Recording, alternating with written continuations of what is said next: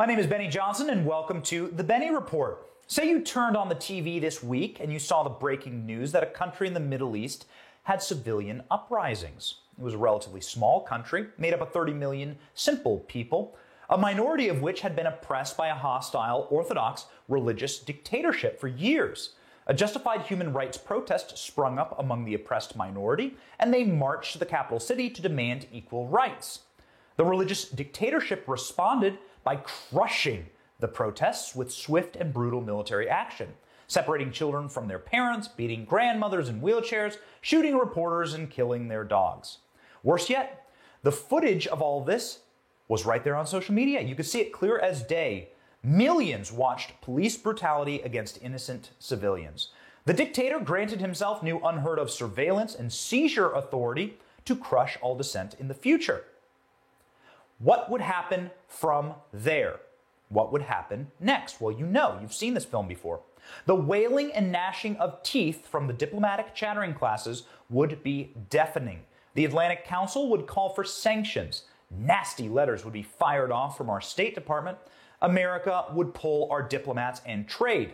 The United Nations would drop a resolution maybe, and our president would say, "Thank God, we live in a Western democracy where this kind of thing does not happen." And our president would be horribly, horribly wrong. Over the last 30 years, outrages like this come from nations like Zimbabwe, Bosnia, Baghdad, Beirut, and the West Bank. Maybe Damascus, anyone? But in 2020, the monstrous religious dictatorship shares a 5,000-mile border with America. Canada is today firmly in the grasp of a crazed Orthodox zealot who worships not a Christian, Jewish, or Muslim God, but the God of wokeism, the God of power, a secular God. Their altar is globalism. Their Old Testament is the Communist Manifesto. The New Testament is the Great Reset, and they are converting via the sword, practicing their religion by oppressing a minority group, people who want to live free. The brutality was on full display: swift military action, suspending of civil rights, separating children from their parents, beating old grandmothers in wheelchairs, assaulting media, shooting reporters, destroying property, and seizing assets. They even literally killed dogs. The footage of it all across social media is clear as day. Millions saw the police brutality against innocent civilians. So where's the outrage? What happens next? Well, there was none. The corporate media wholesale endorsed the actions. The trucker convoy revealed the ugly side of freedom, the Ottawa Globe declared. The Washington Post demanded violence against the human rights protesters. Canada must confront the toxic freedom convoy head on. Their fringe leftist readership agreed, by the way. Recent polling found that a majority of Democrats supported the militant oppression. How is this possible? Because they all attend the same church. They worship the same religion. They have the same God. It's wokeism. It's a religion. They will not attack someone in their own congregation. They only attack infidels, us, you and me, free people. It's a secular crusade. If an Islamic cleric cut out the tongues of human rights protesters live on camera, the left would have a seizure. But Trudeau crushed the bones of handicapped grandmothers live on TV, and he is met with applause. Ladies and gentlemen, that's white privilege. Canada is just a trial run. They want to bring this here to the USA. In many ways, they already have. The lust for silencing heretics can be found across social media. Using force to criminalize peaceful dissent can be seen at your local school board or the January 6th committee.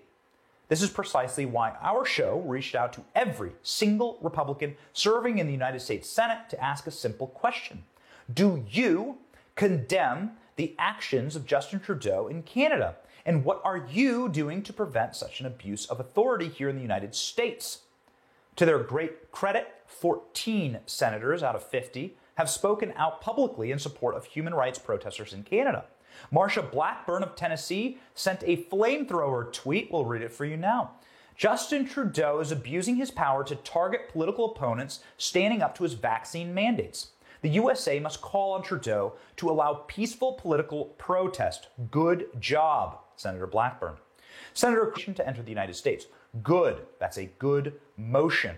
Senators Crapo, Cruz, Langford, and Loomis issued statements on the brutality, and we applaud them. Good.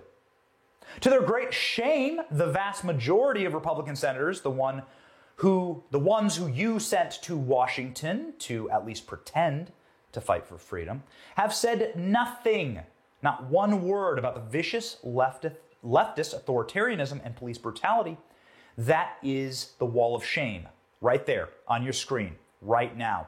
Note how specifically longtime GOP leadership, by the way, is on your screen. They remain silent. They are cowards. No doubt every member on your screen sent a public tweet or a statement on Ukraine's border this week, but they can't be bothered to fight the lawless collapse on the northern and southern borders of our home, America. This is what happens when the energy of a political movement is utterly separate from its leaders. What's the point of even having a Republican Party if they cannot be bothered to voice support for freedom fighters against tyranny on our own continent? More ominously, do these 36 senators approve of Trudeau's tactics? Would they be happy to see peaceful protests in America put down with such force? How about threats to their own power? Would they treat you the same way? The fight is coming. This type of religious oppression we are seeing in the third world has now come to the shores of the first world in the form of wokeism. This is not a retreat peacefully. This is not a religion that will retreat peacefully. We need fighters, and we need them now. Republicans do not fight for people who will not fight for you.